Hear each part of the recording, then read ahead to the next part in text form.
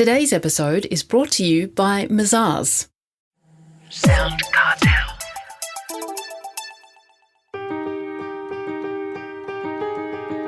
From SoundCartel, I'm Nicole Goodman, and this is Business Essentials Daily.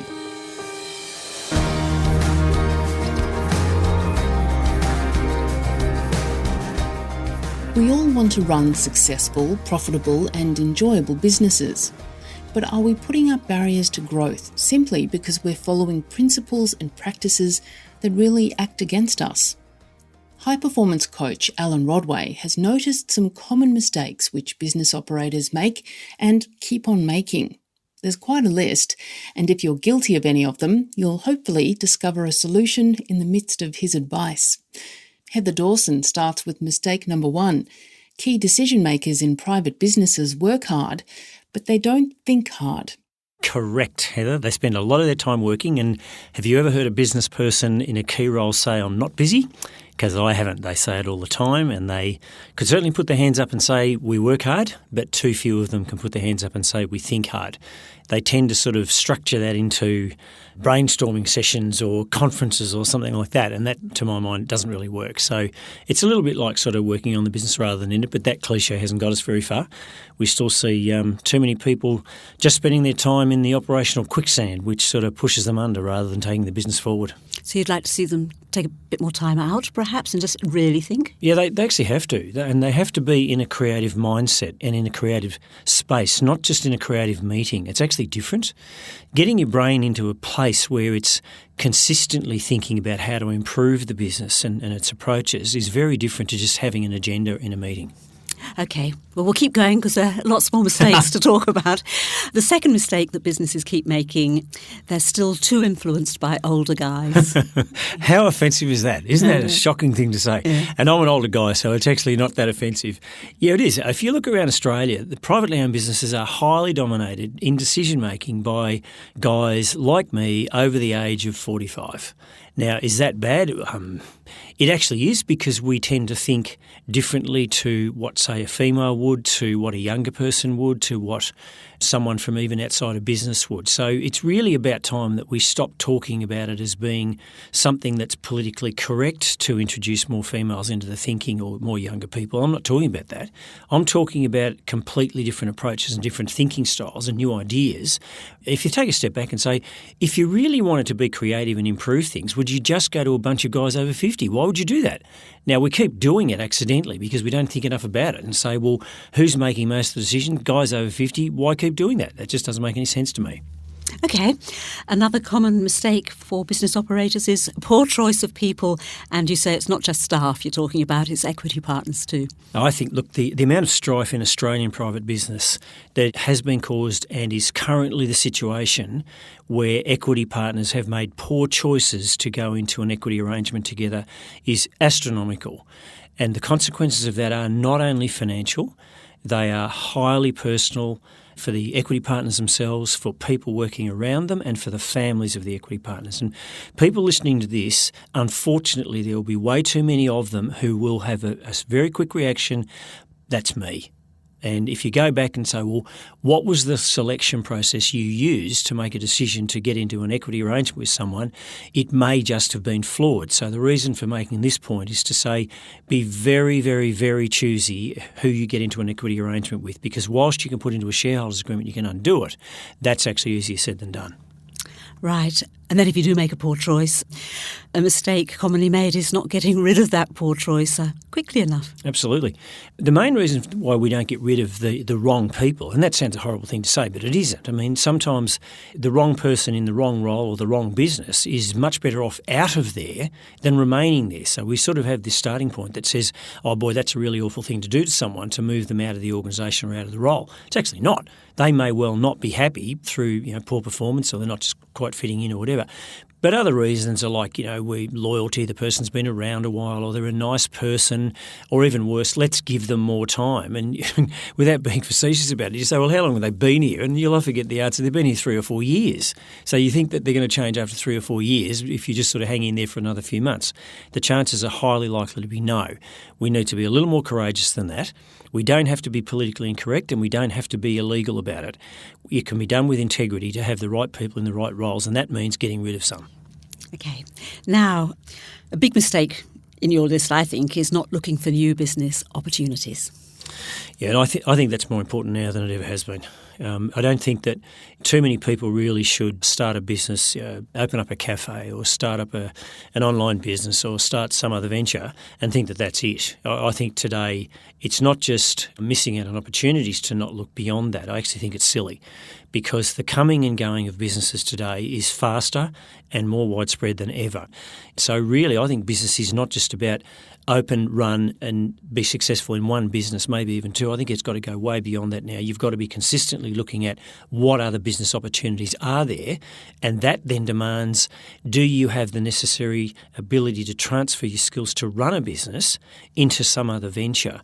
And I think that's a fantastic demand and a really good question. Are you still growing your business management and business entrepreneurial skills to enable you to be able to do that and seek those opportunities out? Okay.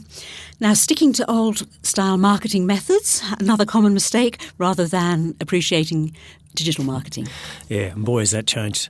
Yeah, like marketing's a whole new world. In fact, I'm not sure anyone really knows what marketing is anymore. I think it's split into so many different segments now, and you can talk about digital marketing. And most people you walk up to on the street and say, what's digital marketing? They won't know what the answer is, but if you walked up to them 10 years ago and said, what's marketing? They could tell you it's branding, it's advertising, that sort of thing.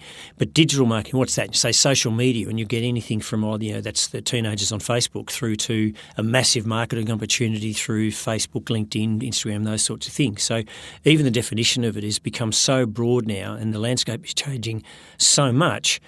Businesses have been caught out, particularly in the privately owned space, and that's really the sad part, because the corporates have got the resources to keep up with this. But if you're owning and running a business and you're really, really busy, keeping up with what's going on in marketing is nigh on impossible. So what do they do about it? And there's so many of them. They're just sitting around out there going, I've got a website. And you say, well, is it effective? The answer is they don't know.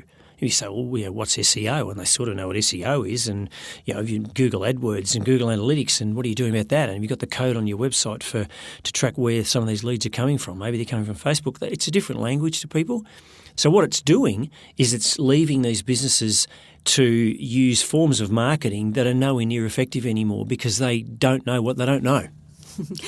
Okay, now putting infrastructure and resources ahead of getting revenue, Alan, what are you saying here? That's probably a bias of mine here, though, that businesses think that they've got two choices. You can put the infrastructure and resources in first and say, well, we've got the physical equipment to do it, we've got the people to do it, we've put our processes in place, we can produce the product and the services when the demand comes. And there is absolute logic in that. And then the revenue comes and away you go. The problem with it is you've got very hefty costs up front without revenue coming in, so you've automatically created a cash flow problem. Now, my bias is not to do that. Listeners may well disagree with me here, and that's fine. The alternative is to go chase the revenue and get it and worry about how you supply to the market afterwards. Now, we'll declare that as being my bias. Perfect world is grow the resource base to produce the product and service at the same rate that you are taking on customers, clients and growing your revenue. Now, that's lovely in a theoretical world. The reality is it's very, very difficult to do it. So I think businesses have got a choice.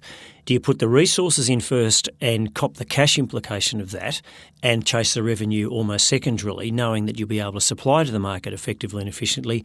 Or do you chase the revenue first and withhold some of the resourcing so that your cash flow is all right? My personal bias, I will always go to the riskier side and say get the revenue first. I don't see any point in putting a resource base in and having a cash hit and then maybe having the revenue after it. Right, now you've highlighted a few mistakes when it comes to customers, Alan. One is charging too little for what you give them. Yeah.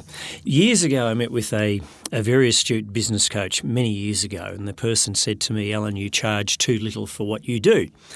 And I found that an interesting comment, and the person said that he thought that I should double my price per se.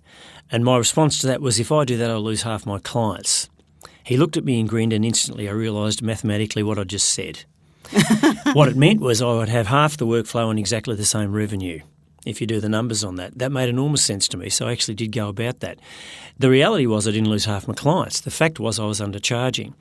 So many businesses say we are so busy. Read, we are too busy. Owners are working ridiculous hours, highly stressed, worried about how they're going to get through all the work, falling behind with deadlines, trying to find staff to keep up and so on and so on.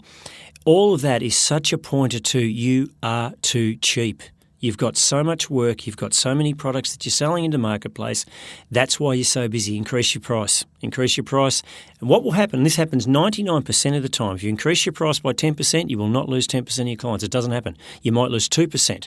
By definition, your revenue goes up, your resourcing demands go down, proportionately your profit goes up and your cash flow is much better off. Okay.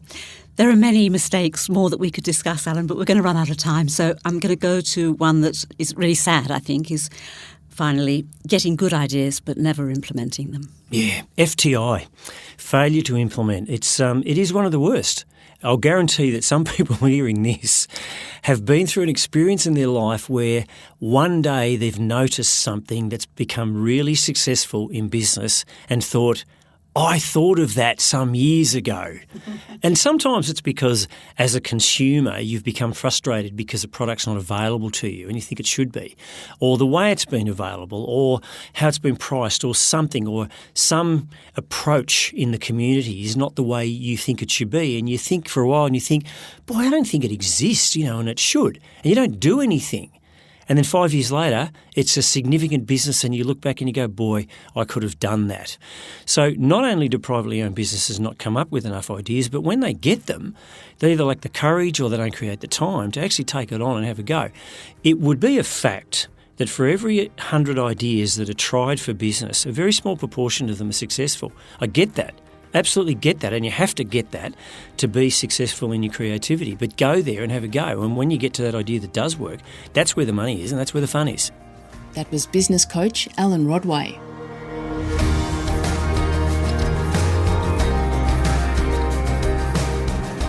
This episode of Business Essentials Daily is produced by the team at SoundCartel. Thanks for listening. I'm Nicole Goodman. We'll bring you more Be Daily tomorrow. Follow @BE Daily Podcast across social media and head to bedaily.com.au for more from the Business Essentials Daily podcast. SoundCartel. This episode was brought to you by Mazars. To find out more, visit mazars.com.au. That's mazars.com.au.